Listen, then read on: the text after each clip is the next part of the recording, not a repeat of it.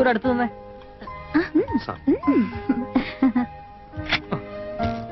അടുത്ത ഫാമിലി വരട്ടെ. ആ മുംബൈയിൽ ഇങ്ങത്താ.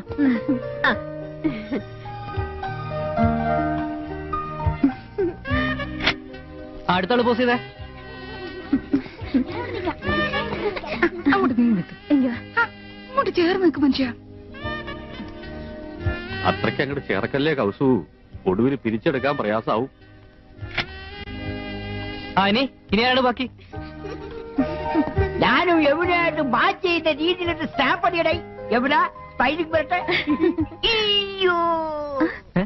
എന്നാച്ചേ? എന്ത് പറ്റി മുത്തച്ഛ? വെള്ളം എടുത്ത് വെച്ചോ. ഇനി ചേച്ചിയുടെ ഒരു ക്ലോസപ്പ്. ചന്ദ്രു, ഞങ്ങളുടെ ഫോട്ടോയും ഒരു ക്ലോസറ്റിൽ എടുത്തോ. Okay, I am going. Thanks to all of U.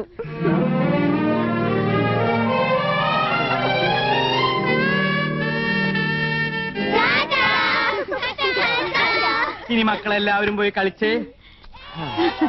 കൊള്ളാക്കിയില്ലേ? എല്ലാവരും കൂടി ചളാക്കിയില്ലേ? സർവ്വ പൂച്ച പുറത്തായി. പുറത്താക്കിയത് ആരാ? ഇവിടുത്തെ പെണ്ണുങ്ങളാ. പെണ്ണുങ്ങളോ? ഞാൻ എന്തിനു ചെയ്തെന്നാ? 3 പിള്ളേരെ തുറന്നുവിട്ട് ആണെന്നില്ലേ എന്നെ ബാധിച്ചത്? ഞാൻ 5 പിള്ളേരുടെ അമ്മയാണെന്ന് യമുന മനസ്സിലാക്കിയില്ലേ? എനിക്ക് കണ്ണു കാണില്ല ചേച്ചിയല്ലേ പറഞ്ഞത്. 2.5 പവർ വരെ പറഞ്ഞു കൊടുത്തിരിക്കുന്നു. ഞാൻ തിരുപ്പിന് വേണ്ടി വന്നപ്പോഴേ ചേച്ചി അസൂയ. മനഃപൂർവ്വം കൊച്ചുകളെ പറഞ്ഞു വിട്ട് എന്നെ കൊച്ചാക്കിയതാ. ഈ ഏട്ടത്തിന് ഇംഗ്ലീഷ് ആകെ കൊളാക്കിയത്. ഫോട്ടോ ക്ലോസറ്റിൽ എടുക്കണം പോലും. ഞാനാകെ ചമ്മിപ്പോയി. ഓ, ഒരു ഇംഗ്ലീഷുകാരൻ വന്നിരിക്കുന്നു. എന്നെ പോലെ ഇവിടെ ഇംഗ്ലീഷ് ആര് എന്താ എന്താ ഒരു ബഹളം? ആഹാ, അപ്പൊ പ്രശ്നം എനിക്ക് മാത്രമല്ല നിങ്ങൾക്കും ഉണ്ട്. ഇറച്ചിയിലാടേ തകരാറ്. വയറാകെ ഉരുണ്ട് വരണ്ട് കയറുന്നു. എന്തോ ഒരു മാർഗതടസ്സം. കോർക്കായിരിക്കും. അല്ല, പോർക്കായിരിക്കും. വീണ്ടും പ്രശ്നമേ. മാറി നിൽക്കണേ. എന്ത് പ്രതീക്ഷയോടെ പണം വാരി കോരി ചെലവാക്കിയത്. ഇനി യമുന ഈ പടി കയറും. എങ്ങനെ കേറാൻ? പ്രേമോ വിവാഹമൊക്കെ എടുത്തിട്ട് യമുനെ മൂടൗട്ടാക്കിയത് ചേട്ടനല്ലേ? നീ ഇപ്പൊ ഒരു കാര്യം മറ്റേ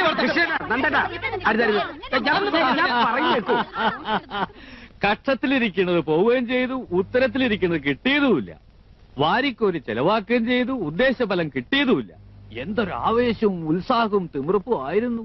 അതൊക്കെ എവിടെ പോയി? നിക്കുക.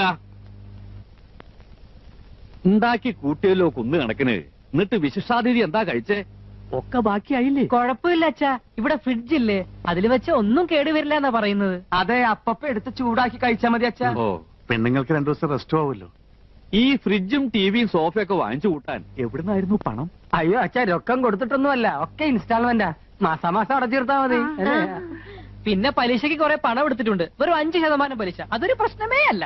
അത് ശരി. ഇതൊക്കെ മാസാമാസം അടച്ചു തീർക്കാനുള്ള വരുമാനം നിങ്ങൾക്ക് ഉണ്ടോ? ഗ്യാലറിന്ന് അടച്ചത്. സാലറിന്ന്. ഇവിടെ ഇതൊക്കെ ഉണ്ടെന്ന് കരുതി ആ നടി വല്ലതും ചോദിച്ചു വാങ്ങിയോ? അഥവാ ഇല്ലെങ്കിൽ അവര് വല്ലതും വാരിക്കൂരി തരുമോ? കഷ്ടം.